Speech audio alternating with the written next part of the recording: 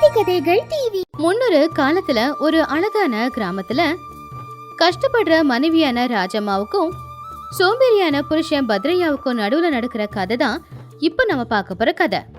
உச்சி வெயில் அடிச்சுக்கிட்டு இருக்கும் போது ராஜம்மா அவ வீட்டு கிணத்துல கஷ்டப்பட்டு தண்ணி அரைச்சுக்கிட்டு இருக்கும் போது பத்ரையா திண்ணையில படுத்து சொகுசா தூங்கிக்கிட்டு இருந்தான். ஏங்க ஏங்க இன்னும் நல்லா படுத்து தூங்கிக்கிட்டு இருக்கீங்களே, சூரியன் உச்சியில வந்து நின்னுக்கிட்டு இருக்கான். அந்த வெயில் கூடமா உங்களுக்கு உரைக்கல? இந்த தண்ணியை இறக்க முடியாம கயிறு இழுத்து இழுத்து கையெல்லாம் புண்ணா காய்ச்சிருக்கு. அப்போ விருப்பம் இல்லாம பத்ரையா எழுந்துச்சு உக்காந்து, என்ன ராஜம்மா உனக்கு பிரச்சனை? எதுக்கு இந்த நேரத்துல இப்படி சத்தம் போட்டுக்கிட்டு இருக்க? இது மதிய நேரம். ஏன் உனக்கு இந்த நேரத்துல தான் போய் தண்ணி இறைக்கணுமா? சாயந்தரம் போய் தண்ணி இறைச்சா வேணாங்குதா? சாயந்தரம் தண்ணி இறைக்கிறதா? அங்க கண்ணுக்குட்டி தாகத்துல இருக்கு, வீட்டுல சமைக்கிறதுக்கு தண்ணி இல்ல. தண்ணி இறைச்சதானே இந்த வேலையெல்லாம் நடக்கும். ஊர்ல ஆம்பளைங்க எல்லாரும் வேலைக்கு போய் 6 மணி நேரம் ஆச்சு. ஆனா இன்னும் நீங்க பகல் கனவு கண்டுகிட்டு இருக்கீங்க. பகல் கனவு காணல ராஜம்மா, எதிர்காலத்தை நினைச்சு பார்க்கறேன். கடவுள் எனக்கு பெரிய வாழ்க்கையை கொடுக்க போறாருன்னு தோணுது. எனக்கு என்னமோ எதிர்காலத்துல நான் ஜமீன்தாரா மாறுவேனோன்னு தோணுது. ராஜம்மா சிரிச்சுக்கிட்டே, ஐயோ ஜமீன்தாரையா, கொஞ்சம் போய் மாட்டு சாணத்தை கொண்டு வரீங்களா? எதிர்காலத்தை பத்தி யோசிக்கிறது இல்ல, இன்னைக்கு நாளுக்கு கஞ்சிக்கு ஏதாவது ஏற்பாடு பண்ணணும். பக்கத்து வீட்டு சுப்பையான கூட சேர்ந்து காட்டுக்கு போய் 2 கட்டு விறகாவது வெட்டி கொண்டு வாங்க. என்னது விறகா? இந்த வெயில்ல போய் நான் விறகு வெட்டி கொண்டு வந்தா என் முகமெல்லாம் வாடி போயிடுமே, கையெல்லாம் காப்பு காய்ச்சி போயிடும். சுப்பையாவுக்கு அறிவில்ல, அவன் விறகு வெட்டுறான். ஆனா நான் அப்படி இல்ல, ரொம்ப புத்திசாலி. அறிவு இருந்தா போதாது, அந்த அறிவை எப்படி பயன்படுத்தணுமோ அப்படி பயன்படுத்தி 4 காசு சம்பாதிக்க தெரியணும். சரி, வேலைக்கு தான் போக மாட்டேங்கிறீங்க, நம்ம தோட்டத்துல விளைஞ்ச அந்த கத்திரிக்காயை சந்தையில கொண்டு போய் வித்துட்டாவது வரலாம் இல்லையா? என்ன சந்தைக்கு போகணுமா? அங்க கூட்ட நெரிசல்ல எல்லாரும் என்ன நசுக்கிடுவாங்க. அதோட என் தோட்டத்துல விளைஞ்ச கத்திரிக்காவுக்கு அங்க சரியான விலை கிடைக்காது. நான் போல. வேணும்னா உனக்கு ஒரு யோசனை சொல்லவா? பத்ரையா சொன்னது கேட்டு ராஜம்மாவுக்கு ரொம்ப கோவம் வந்துச்சு. ஆனா புருஷனை எதுவும் சொல்ல முடியல. எப்படியாவது புருஷனுக்கு பாடம் கத்து கொடுக்கணும் அப்படின்னு முடிவெடுத்தா. அடுத்த நாள் காலையில பத்ரையா கட்டில படுத்துக்கிட்டு இருக்கும் போது அவன் காத்துல விழற மாதிரியே தாங்கிட்ட தானே பேசிக்கிற மாதிரி பேசினா ராஜம்மா. அப்போ ராஜம்மா, ஐயோ நேத்து வந்த கனவு இன்னும் எனக்கு ஞாபகத்துல இருக்கு. அந்த சாமியார் சொன்ன வார்த்தைங்க இன்னும் என் காதுல கேட்டுக்கிட்டே இருக்கு. அந்த மலைக்கு மேல இருக்கிற பாறைய நகத்துனா அங்க காசு கிடைக்குமா? யாருக்கிட்டையும் சொல்ல வேண்டான்னு சொன்னாரு, யாருக்கிட்டையும் சொல்லக்கூடாது அப்படின்னு ராஜம்மா சொன்னதை கேட்டதும் படுத்துக்கிட்டு இருந்த பத்ரையா ரொம்பவும் உற்சாகமா எழுந்திருச்சு அவன் பொண்டாட்டி பக்கத்துல வந்தான். ஏன்னா அது காசாச்சே. என்ன ராஜம்மா, கனவா? என்ன கனவு? கனவுல எதனா புதையல் கிடைச்சதா? கடவுளுக்கு என் எண்ணம் தெரிஞ்சு போச்சா? ஓ மூலமா எதனா கொடுக்கறானோ? என்ன அது? எதுவா இருந்தாலும் சொல்லு. ஆமாங்க, நேத்து கனவு வந்துச்சு.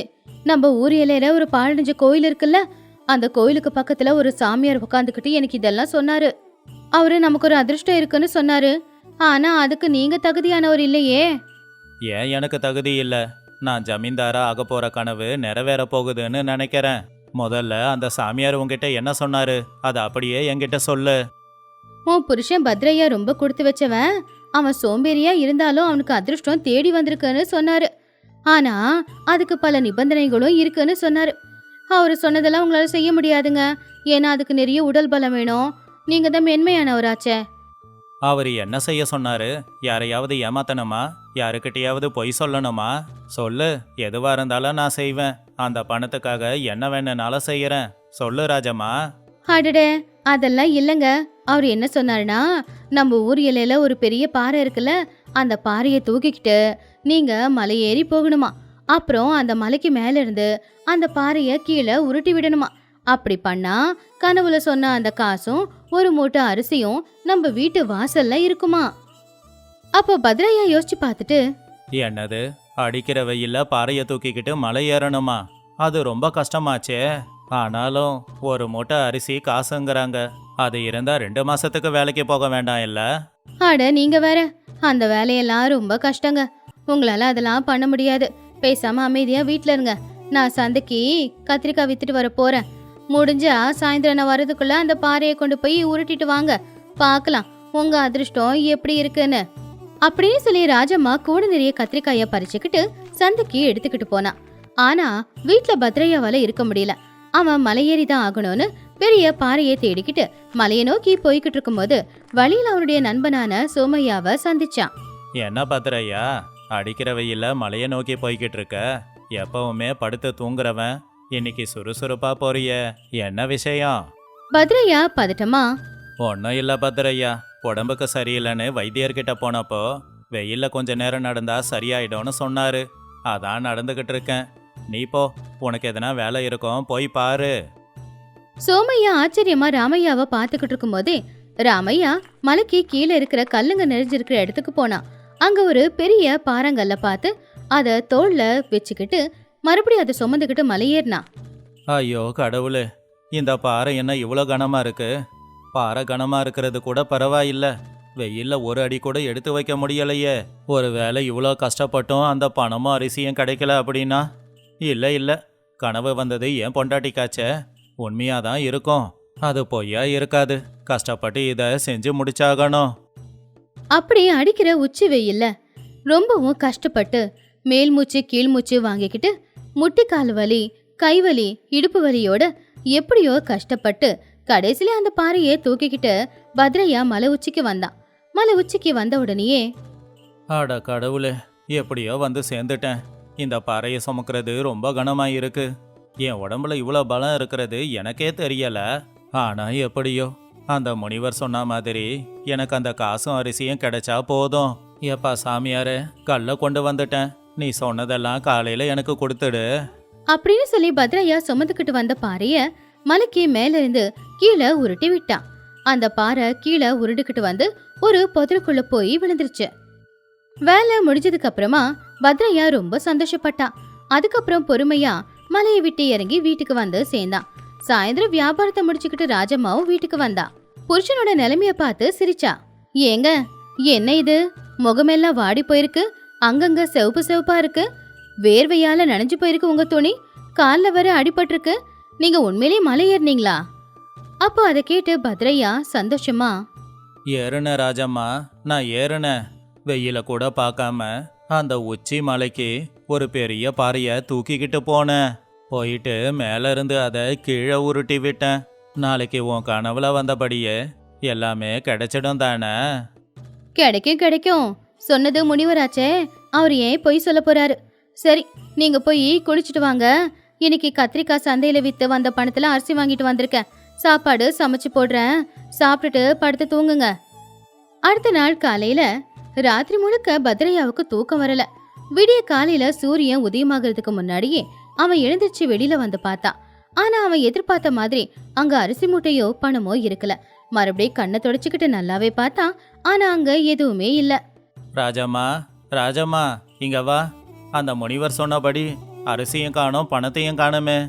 ஒருவேளை அவரு என்னை ஏமாத்திட்டாரோ? என் கஷ்டமெல்லாம் வீணா போச்சா? ராஜம்மா சிரிச்சுக்கிட்டே வெளியில வந்து, சாமியார் உங்களை ஒண்ணு ஏமாத்தலங்க, அந்த கனவுல வந்த சாமியாரே நான் தான். எனக்கு அந்த மாதிரி கனவே வரல, அதெல்லாம் நான் ஆடின நாடகம்தான். அதை கேட்டு பத்ரையா கோவமா, என்னது, அப்ப கனவுல சாமியார் சொல்லலையா? நீ என்கிட்ட நாடகமா ஆடுன? ஏன் ராஜம்மா இப்படி பண்ண? அந்த உச்சி வெயில்ல மலையேறி என் கையெல்லாம் காப்பு காய்ச்சி எனக்கு அடியெல்லாம் பட்டுச்சே, நியாயமா? அப்போ ராஜம்மா கோவமா, எனக்கு பைத்தியம் பிடிக்கலங்க, உங்களுக்கு தான் சோம்பேறித்தனம் அப்படிங்கிற பைத்தியம் பிடிச்சிருக்கு. வீட்டுல சின்ன வேலை செய்ய சொன்னாலும், வயலுக்கு போய் வேலை செய்ய சொன்னாலும், தண்ணி அரைக்க சொன்னாலும், ஐயோ கையை காப்பு காய்ச்சிடும் அப்படின்னு சொல்லுவீங்க. ஆனா உங்களுக்கு பணம் இலவசமா கிடைக்க போகுது அப்படின்னு சொன்ன உடனே அவ்வளோ பெரிய பாறையை சுமந்துக்கிட்டு அந்த உச்சியில எப்படி மலை ஏறி இறங்குனீங்க? அப்ப பத்ரையா தலை குனிச்சு, அது நான் பணம் வரும் அப்படின்னு ஆசைப்பட்டேன். பணம் வரும்னா உங்க சோம்பேறித்தனம் எல்லாம் விட்டு போய் உங்க உடம்புல பலம் வருமா? அதைத்தானுங்க நானும் சொல்லிக்கிட்டு இருக்கேன். கஷ்டப்பட்டு உழைங்க, சோம்பேறித்தனத்தை விடுங்க, அப்ப கை நிறைய பணம் சம்பாதிக்கலாம்ல. கஷ்டப்படாமையே அதிர்ஷ்டம் என்னை தேடி வரும் அப்படின்னு காத்துக்கிட்டு இருந்தா அது எவ்வளவு பெரிய முட்டாள்தனம். அதுவே கஷ்டப்பட்டு ₹1 சம்பாதிச்சாலும் அதுதானுங்க உண்மையிலேயே அதிர்ஷ்டம். அதை உங்களுக்கு புரிய வைக்கணும் இல்லையா? உங்க பலம் என்னன்னு உங்களுக்கு தெரியப்படுத்ததான் இப்படி பண்ண. பத்ரையா உண்மைய புரிஞ்சுக்கிட்டு கண்ணீரை தொடச்சுக்கிட்டு, உண்மைதான் ராஜம்மா, என்னோட சோம்பேறித்தனம் தான் என் எதிரின்னு நான் புரிஞ்சுக்கிட்டேன். கஷ்டப்பட்டு உழைக்கிறதுக்கும் கஷ்டமே படாம வீட்டில் உக்காந்துக்கிட்டு இருக்கிறதுக்கும் வித்தியாசம் தெரிஞ்சுக்கிட்டேன். இலவசமா பணம் கிடைக்கும்னு நான் பாறையை தூக்கிக்கிட்டு மலை ஏறினேன். ஆனா நான் கஷ்டப்பட்டு வேலை செஞ்சா அந்த பணம் நான் வேலை செஞ்சதுக்கு பலனா கிடைக்குமே. நீ எனக்கு நல்ல பாடம் தான் கத்து கொடுத்துருக்க. மன்னிச்சிடு ராஜம்மா. நீங்க உங்க தப்ப புரிஞ்சுக்கிட்டா அதுவே போதுங்க. நடந்ததை பத்தி யோசிக்காதீங்க. பகல் கனவு சும்மா கண்டுகிட்டு இருக்காதீங்க. கஷ்டப்பட்டு உழைச்சி பணம் சம்பாதிங்க. அப்போ ஜமீன்தாரனா ஆகலனாலும் பசி பட்டினியுமா இல்லாம ஊருக்குள்ள கௌரவமா ஒரு வாழ்க்கைய வாழலாம். அந்த வாழ்க்கையை விட வேற என்னங்க வேணும் நமக்கு? அன்னையில இருந்து பத்ரையா உடம்புக்குள்ள இருந்த சோம்பேறித்தனம் முழுசா போயிடுச்சு. தினமும் அவன் விடிய காலையிலே எழுந்திருச்சு குளிச்சு முடிச்சுட்டு கலப்பைய தூக்கிக்கிட்டு வயலுக்கு போய் அங்க கஷ்டப்பட்டு விவசாயம் செய்ய ஆரம்பிச்சான். வீட்டு வேலையிலயும் ராஜம்மாவுக்கு உதவிகளையும் செஞ்சுக்கிட்டு இருந்தான். ராஜம்மாவுடைய புத்திசாலித்தனத்தினால சோம்பேறி புருஷனோட மனசை மாத்தி இருந்தா. சில நாட்கள்லயே அவங்க வயல் பச்சை பசேல்னு நிறைய விளைச்சல கொடுத்து நிறைய லாபமும் கிடைச்சது. இந்த கதையில இருக்கிற நீதி என்னன்னா, சோம்பேறித்தனம் அப்படிங்கிறது நமக்கு எதிரி அப்படிங்கிறது சும்மா கிடையாது. சும்மா படுத்துக்கிட்டே பணம் கூரை பிச்சுக்கிட்டு கொட்டுன்னு உட்காரதுக்கு பதிலா கஷ்டப்பட்டு உழைக்க ஆரம்பிச்சோம் அப்படின்னா நம்ம உழைப்புக்கேத்த பலனை நாமளே சம்பாதிக்கலாம். 1990 வருஷம் அது ராமபுரம் அப்படிங்கிற ஒரு சின்ன கிராமம். பார்க்கறதுக்கு பச்சை பசேல்னு எங்க பார்த்தாலுமே எல்லாருமே ரொம்ப அமைதியான ஒரு வாழ்க்கையை வாழ்ந்துட்டு இருந்த கிராமம் அது. அந்த ஊர்ல ராமையா சீத்தம்மா அப்படிங்கிற அந்யோன்யமான தம்பதிகள் வாழ்ந்துகிட்டு இருந்தாங்க. அவங்களுக்கு குழந்தைங்க இல்ல. அவங்களுக்கு இருக்கிற 3 ஏக்கர்ல வயல் வேலையை செஞ்சுக்கிட்டு திருப்தியான வாழ்க்கையை வாழ்ந்துகிட்டு இருந்தாங்க. ஒரு நாள் மதிய நேரம் ராமையாவோட பெரியப்பா பெரியம்மா 2 பேரும் பக்கத்து ஊர்ல இருந்து அவங்க ஊருக்கு வந்திருந்தாங்க. வண்டி சத்தம் கேட்டதும் கதவை திறந்துகிட்டு வெளியில வந்து நின்னா சீதா. என்னம்மா எப்படி இருக்க? ராமையா எங்க? இன்னும் வயல்ல இருந்து வீட்டுக்கு வரலையா? அடடே, வாங்க மாமா, வாங்க அத்தை, வந்து உட்காருங்க. ரொம்ப தூரத்துல இருந்து வந்திருக்கீங்க, குடிக்க தண்ணி கொண்டு வரேன். அப்பதான் வயல் வேலையை முடிச்சிட்டு ராமையா வீட்டுக்கு வந்தான். பெரியப்பா பெரியம்மாவை பார்த்து அவன் ரொம்பவும் சந்தோஷப்பட்டான். பெரியப்பா எப்ப வந்தீங்க? வர வழியில எதுவும் கஷ்டம் இல்லையே. வாங்க வாங்க வந்து உக்காருங்க. எல்லாரும் சேர்ந்து உள்ள போனாங்க. சீதா, பெரியப்பா ரொம்ப தூரத்துல இருந்து வந்திருக்காருல்ல, ரொம்ப பசியில இருப்பாரு. அவருக்கு சீக்கிரம் எதனா சமைச்சு கொண்டு வாயேன்.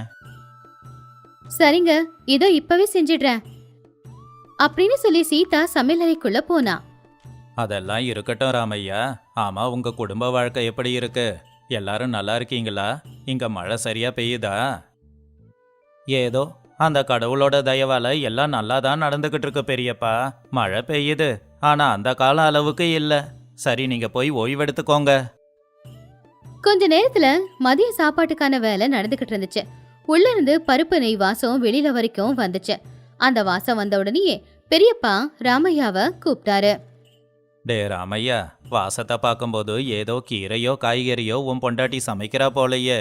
நாங்க என்னைக்கோ ஒரு நாள் வரோம். இன்னைக்கும் எங்களுக்கு காய்கறி சமையல் தானா?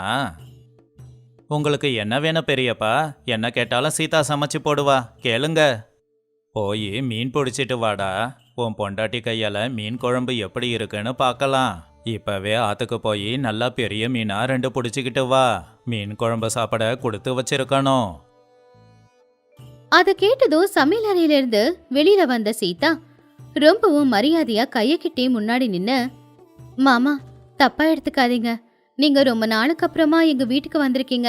உங்களுக்கு பிடிச்சத சமைச்சு கொடுக்க வேண்டியது என் கடமை தான். ஆனா என்னம்மா ஆனா, இந்த ஊர்ல மீனே கிடைக்காதா? அப்படி இல்லைங்க. இது கார்த்திகை மாதம் திங்கக்கிழமை. இன்னைக்கு வீட்டுல எதுவும் அசைவம் சமைக்க கூடாது. ஏன்னா இது ரொம்பவும் புனிதமான நாள் இல்லையா? இன்னைக்கு ஒரு நாள் காய்கறி சாப்பிட்டுக்கோங்க. நாளைக்கு நான் உங்களுக்கு மீன் குழம்பு செஞ்சு கொடுக்கறேன். சீதா சொன்னதுல எந்த ஒரு தப்பும் இல்ல. அது அவ கடவுள் மேல வச்சிருக்கிற பக்தி. ஆனா பெரியம்மாவுக்கு முதல்ல இருந்தே சீதாவை சுத்தமா பிடிக்காது. அவ சொன்னதை கேட்டு அவங்க கிண்டலா சிரிச்சுக்கிட்டு, அப்படியாம்மா, பரவாயில்ல பரவாயில்ல, நல்ல நாளுன்னு சொல்ற. நாங்க ஏதோ ஆசையா தெரியாம எங்க புள்ளிய கூப்பிட்டு கேட்டுட்டோம். உன்னோட பக்தி உனக்கு பெருசுதான். சரி சரி, மீன் குழம்பு செய்யலனாலும் பரவாயில்ல, இருக்கிறத கூட சாப்பிட்டுட்டு போறோம். ஐயோ அத்தை, அப்படியெல்லாம் சொல்லாதீங்க. நான் சாமி கும்பிடுறதுனாலதான் அப்படி சொன்னேன். நீங்க வேண்டான்னு சொன்னாலும் நாளைக்கு உங்களுக்கு நான் நிச்சயமா மீன் குழம்பு சமைச்சு கொடுப்பேன். தப்பா எடுத்துக்காதீங்க பெரியம்மா. அவளுக்கு சாமி பக்தி ரொம்ப அதிகம். இன்னைக்கு ஒரு நாள் பொறுத்துக்கோங்க. சீதாவுக்கு கவலையா இருந்தாலும் பெரியவங்களாச்சே அப்படின்னு அவ அமைதியா இருந்துட்டா. ராமையாவுக்கும் எதுவுமே சொல்லவும் முடியல. அன்னைக்கு சாயந்தர நேரம் ராமையா வீட்டு வாசல்ல கைத்துக்கட்டுல உட்காந்து ஓய்வெடுத்துக்கிட்டு இருந்தான். அப்போ பெரியம்மா மெதுவா அவன் பக்கத்துல வந்தாங்க. அக்கத்து பக்கத்துல யாரும் இல்லைன்னு தெரிஞ்சுக்கிட்டு ராமையாவோட காதுல அவங்க ஓத ஆரம்பிச்சாங்க. டேய் ராமையா, அக்க பக்கத்துல யாரும் இல்ல, நீ எதுவும் நினைச்சுக்க மாட்டேனா? உன்கிட்ட ஒரு விஷயம் சொல்லணும். என்ன பெரியம்மா, எதனா வேணுமா? சீதாவை கேட்க வேண்டியது தானே? ஐயோ, உன் பொண்டாட்டி கிட்ட கேக்குற இடம் அவ எங்க இருந்து எங்களுக்கு கொடுத்தா? நீ ஏண்டா இவ்வளவு அப்பாவியா இருக்க? இந்த வீட்டுல ஆம்பளை நீதானே, ஆனா அதிகாரம் எல்லாம் உன் பொண்டாட்டி கிட்ட தான் இருக்கா? ஏன் பெரியம்மா இப்படி சொல்றீங்க? சீதா எதனா தப்பு பண்ணாலா? என்கிட்ட சொல்லுங்க. என்ன தப்பு பண்ணாலா? புருஷனோட சொந்தக்காரங்க வீட்டுக்கு வந்தாங்கன்னா அவங்களுக்கு என்ன வேணும்னு கேட்டு சமைச்சு கொடுக்கறது தான் நம்ம ஒரு வழக்கம். உன் பொண்டாட்டி என்னடா, நாங்க வாய் விட்டு கேட்டாலும் ஏதோ விரதங்கிறா, திங்கக்கிழமைங்கிறா, இதெல்லாம் நல்லா இருக்கா? பெரியம்மா, இன்னைக்கு அவ சாமி கும்பிடுற நாளுன்னு சொன்னாலே, இன்னைக்கு அவ விரதம் வேற இருக்கா. இது உன்னோட அப்பாவித்தனடா. அப்படி கூட சொல்ல முடியாது, முட்டாள்தனம்னு கூட சொல்லலாம். இதுவே அவ வீட்டு சொந்த பந்த யாராச்சும் வந்தாங்கன்னா இப்படி விரதம் கார்த்திகை மாசம்னு சொல்லி அசைவம் சமைச்சு போடாம இருப்பாளா? புருஷன் குடும்பத்தை சேர்ந்தவங்க மேல அவளுக்கு மரியாதை இல்ல. அதனாலதான் எங்க கிட்ட மட்டும் இப்படி ஏதேதோ காரணத்தை சொல்லிக்கிட்டு இருக்கா. பெரியம்மாவோட வார்த்தைகள் ராமையா மனசுல முள்ளு மாதிரி குத்திக்கிச்சு. உண்மைதானே? என்னோட சொந்தக்காரங்க வந்திருக்காங்க, இவ மீன் சமைக்காம அடம் பிடிக்கிறாளே, என் பேச்சுக்கு மதிப்பில்லையா அப்படின்னு நினைச்சான். அடுத்த நாள் காலையில பெரியப்பா பெரியம்மா 2 பேருமே அவங்க ஊருக்கு கிளம்பிட்டாங்க. அன்னையில இருந்து ராமையா கிட்ட சில மாற்றங்கள் வர ஆரம்பிச்சுது. இப்படியே நாட்களும் போச்சு. ஒரு நாள் மதிய நேரம் சீதாவோட கூட பிறந்த அண்ணனும் அண்ணியும் 2 பேருமே வீட்டுக்கு வந்திருந்தாங்க. அண்ணே, அண்ணி, வாங்க வாங்க, எவ்வளவு நாளாச்சு உங்களை பார்த்து. வழியில ரொம்ப வெயில் இல்ல, வாங்க வாங்க, குடிக்க தண்ணியும் கடிச்சுக்க வெல்லமும் கொடுக்கறேன். இருமா தங்கச்சி, கொஞ்சம் பொறுமையா இரு, நாங்க மூச்சு விட்டுக்கிறோம். ஆமா, மாப்பிள்ளை எங்க வயலுக்கு போயிருக்காரா? ஆமா அண்ணா, காலையில போனாரு. வயல்ல கொஞ்சம் வேலை அதிகம், இருட்டாகும் போது வீட்டுக்கு வந்துருவாரு. நீ உள்ள வாண்ண. அன்னைக்கு சாயந்தர நேரம் எல்லாருமே திண்ணையில உட்காந்துக்கிட்டு சந்தோஷமா பேசிக்கிட்டு இருந்தாங்க. தங்கச்சி, உன்னை கேட்குறேன், தப்பா எடுத்துக்காத. மாப்பிள்ளை ரொம்ப சோர்வா இருக்காரு. அவரை பார்த்தாலே வாடி போயிருக்கிற மாதிரி இருக்கு. வயல்ல வேலை எதனா அதிகமா? ஆமா அண்ணா, பகல் பூரா வயல்ல கஷ்டப்பட்டு உழைக்கிறாரு. வெயில் வேற அதிகமா இருக்குல்ல, அதுல வேலை செய்யறது ரொம்பவே கஷ்டம்தான். அதாம்மா, வேலை செய்யறவங்களுக்கு உடம்புல பலம் ரொம்ப முக்கியம் இல்லையா? தினமும் இந்த சப்புன்னு இருக்கிற கஞ்சியை குடிச்சா பலம் வராது. அவருக்கு தினமும் காய்கறியை சமைச்சு போடுற போல. இன்னைக்கு நாங்களாம் வந்திருக்கோம்ல, மீன் வாங்கிட்டு வா, இன்னைக்கு சமைச்சு சாப்பிடலாம். ஐயோ அண்ணன், முதல்ல உனக்கு என்ன வேணும்னு சொல்லு, அத நான் சமைச்சு கொடுக்கறேன். அவருக்காக நான் அப்புறமா சமைச்சு போட்டுக்கிறேன் அண்ணன். ஐயோ, எனக்கு எதுவும் வேண்டாமா. உன் வீட்டுக்காருக்கு என்ன பிடிக்குமோ செஞ்சு கொடு. அவர் ஆரோக்கியமா இருக்கிறது தான் ரொம்ப முக்கியம். நீ செஞ்சு கொடுக்குற மீன் குழம்பு ரொம்ப நல்லா இருக்குமே. சரிண்ண, உங்க மாப்பிள்ள வந்துட்டோம், அவர்கிட்ட நான் சொல்றேன். இருட்டாகிற நேரத்துல ராமையா வயல்ல இருந்து வீட்டுக்கு வந்தான். வெளியில உட்காந்துக்கிட்டு இருந்த மச்சானை பார்த்து மரியாதையா பேசிட்டு உள்ள வந்தான். ராமையா வீட்டுக்குள்ள வந்த உடனேயே சீதா ரொம்பவும் சந்தோஷமா புருஷன் கிட்ட, ஏங்க, அண்ணா அண்ணி 2 பேரும் நம்ம வீட்டுக்கு வந்திருக்காங்க பாத்தீங்களா? வந்ததும் அண்ணன் உங்களை பத்தி தான் நல்லா விசாரிச்சாரு. பார்த்தேன், நல்லா இருக்கீங்களான்னு கேட்டுட்டு தான் வந்தேன். நீங்க ரொம்ப கஷ்டப்படுறீங்கன்னு உங்களுக்காக மீன் குழம்பு சமைச்சு கொடுக்க சொன்னாரு எங்க அண்ணன். நீங்க ஆத்துக்கு போய் நல்லா 2 மீனை பிடிச்சிக்கிட்டு வாங்க. அதுக்குள்ள மீன் குழம்பு வைக்கிறதுக்கு தேவையான மசாலா எல்லாத்தையுமே நான் அரைச்சு வச்சிடுறேன். அதை கேட்டதுமே ராமையா உள்ளுக்குள்ள ரொம்பவே கோவப்பட்டான். ஏன்னா அவங்க பெரியம்மா சொன்னதுதான் அப்ப அவனுக்கு ஞாபகத்துக்கு வந்துச்சு. ஆனா வந்தவங்க முன்னாடி சண்டை போட வேணான்னு அவன் நினைச்சு தான் பொண்டாட்டிக்கிட்ட அவன் எதுவுமே சொல்லல. சரி, வாங்கிட்டு வரேன். ஏங்க, என்னாச்சு? முகம் வாடி போயிருக்கு, ஏதாவது பிரச்சனையா? ஒன்றும் இல்லை, இன்னைக்கு வேலை அதிகம். நான் போய் மீன் வாங்கிட்டு வரேன், நீ அவங்க கூட பேசிக்கிட்டு இரு. வீட்டுக்கு வந்த சொந்த பந்தத்துக்கு முன்னாடி சண்டை போடுறது நல்லா இருக்காதுன்னு தான் ராமையா அமைதியாயிட்டான். ராமையா போய் மீன் வாங்கிட்டு வந்தான். சீத்தம்மா அதை நல்லபடியா சமைச்சு கொடுத்தா. ராத்திரி நேரம் 4 பேருமே உட்காந்து நல்லபடியா சாப்பிட்டு முடிச்சாங்க. அடுத்த நாள் காலையில சீதாவோட அண்ணா அண்ணி 2 பேருமே ஊருக்கு கிளம்பி போயிட்டாங்க. இப்போ ராமையா அவனுடைய கோவத்தை காட்ட ஆரம்பிச்சான். ராமையா அவங்க அண்ணா அண்ணி போன உடனே கோவமா சீதாவை பார்த்து, ஏண்டி சீதா, என் வீட்டுல என்ன நடக்குது? எல்லாமே உன்னோட அதிகாரம் தானா? என்னங்க என்னாச்சு? தேவையில்லாம எதுக்கு இப்படி கத்துறீங்க? கத்தாம என்ன பண்ண சொல்ற? என் பெரியப்பா பெரியம்மா வந்தப்ப மட்டும் உன்னால மீன் குழம்பு செஞ்சு கொடுக்க முடியல. அப்ப கார்த்திகை மாதம் ஞாபகத்துக்கு வருது, விரதம் ஞாபகத்துக்கு வருது, சமைக்க முடியாதுன்னு மூஞ்சிக்கு நேராவே சொல்லிட்ட. ஆமாங்க, அன்னைக்கு விரதம் அப்படின்னு அவங்க கிட்ட நான் மரியாதையா சொன்னனே, அவங்களும் அத புரிஞ்சுக்கிட்டாங்களே. இப்ப எதுக்காக அந்த விஷயத்தை பத்தி பேசுறீங்க? ஏன் பேசுறண்ணா? உன்னோட அண்ணனும் அண்ணியும் வந்ததும் நீ எந்த சாமியும் கும்பிடலையா? அன்னைக்கு எங்க வீட்டு மனுஷங்களை அவமானப்படுத்தின. உன் வீட்டு மனுஷங்க வந்தா மீன் குழம்பு வச்சு கொடுக்கற. அப்படின்னா எங்க வீட்டு மனுஷங்க மேல உனக்கு மரியாதை கிடையாது. உங்க வீட்டு மனுஷங்க தான் உனக்கு ரொம்ப முக்கியம். நான் முட்டா பயலா இருக்கிறதால தானே என்னோட வீட்டு சொந்தக்காரங்களை நீ அவமானப்படுத்தின. ராமையா சொன்ன வார்த்தைகள் பாவம் சீதாவுக்கு ஊசியில குத்துன மாதிரி இருந்துச்சு. இதுவரைக்கும் அமைதியா இருந்த அந்த குடும்பத்துல இப்படி ஒரு பிரச்சனை வரும்னு அவ எதிர்பார்க்கவே இல்ல. சீதா கண்ணுல கண்ணீரோட, ஏங்க என்ன பேச்சு பேசிக்கிட்டு இருக்கீங்க? என்னைக்காவது உங்களையோ உங்க ஆட்களையோ நான் மட்டமா நடத்திருக்கேனா? அன்னைக்கு உங்க பெரியப்பா வந்து கேட்டப்ப உண்மையிலேயே அன்னைக்கு கார்த்திகை மாதம் திங்கக்கிழமை நான் விரதமும் இருந்தேன். அன்னைக்கு அசைவம் சமைச்சா கடவுள் மன்னிக்க மாட்டாருங்க. அது நம்ம குடும்பத்துக்கே ஆகாதுங்க. அதனால தானே அப்படி நான் சொன்னேன். நீங்களும் கிராமத்துல இருக்கிறவங்க தானே, உங்களுக்கு கடவுள் பக்தி கிடையாதா? நடிக்காத. அப்படி சாமி பக்தியோட இருக்கிற நீ நேத்து உன் அண்ணா அண்ணி வந்தப்ப மட்டும் உடனே போய் மீன் வாங்கிட்டு வாங்க சமைக்கணும்னு சொன்னியே. ராமையா எதுக்காக இப்படியெல்லாம் பேசுறான்னு அப்ப சீதாவுக்கு புரிஞ்சுது. அவங்க சொந்த பந்தம் வந்துட்டு போனதுக்கு அப்புறமா ராமையா ஏன் ஒரு மாதிரியா நடந்துக்கிட்டான்னு அவளுக்கு இப்ப புரிஞ்சுது. புரியாம பேசுறீங்க. நேத்து ஏதாவது நல்ல நாளா, விரதம் இருக்கிற நாளா, ஒரு சாதாரண நாள் தானே? அப்புறம் இன்னொரு விஷயம், எங்க அண்ணன் மீன் கேட்டாரே, அது அவருக்காக கிடையாதுங்க. மாப்பிள்ள ரொம்ப கஷ்டப்பட்டு வேலை செய்யறாரு. பாவம் அவரு ரொம்ப சோர்வா இருக்கிற மாதிரி இருக்கு. அவரு உடம்புக்கு பலம் தேவைப்படுது. அதனால மீன் வாங்கி சமைச்சு கொடுன்னு சொன்னாரு. என் மேல இருக்கிற பாசத்திலையா?